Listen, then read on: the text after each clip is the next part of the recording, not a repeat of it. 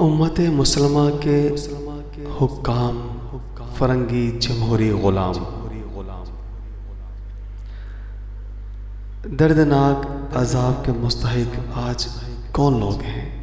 یقیناً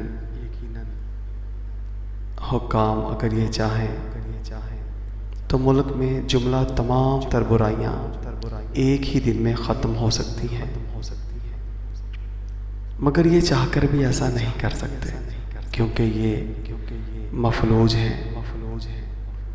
یہ چونکہ خود آزاد نہیں، فرنگی جمہوریت کے سازشی جال نے انہیں جکڑ رکھا ہے۔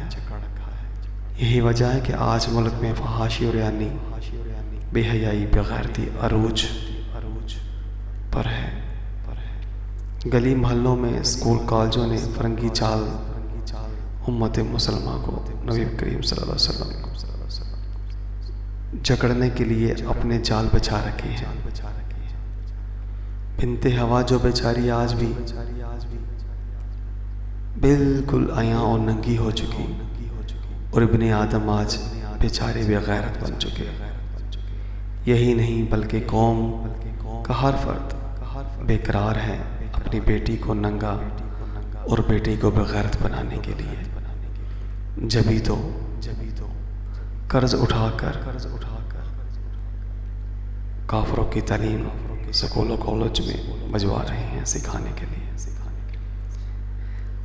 ریاست مدینہ کے دعوے دار ملک میں نبی کریم صلی اللہ علیہ وآلہ وسلم کا نظام رحمت نافذ کیوں نہیں کر رہے؟ کون سی طاقت حائل ہے؟ اسلام کے نام پر ملک بنا رہنے والے سبھی مسلمان، تو پھر اعتراض کس کو ہو سکتا ہے؟ جو بھی ریاست مدینہ کے نفاذ کی راہ میں حائل ہو، اس ناسور کو کاٹ کر پھینک دیا جائے۔ ڈر آخر کس کا ہے؟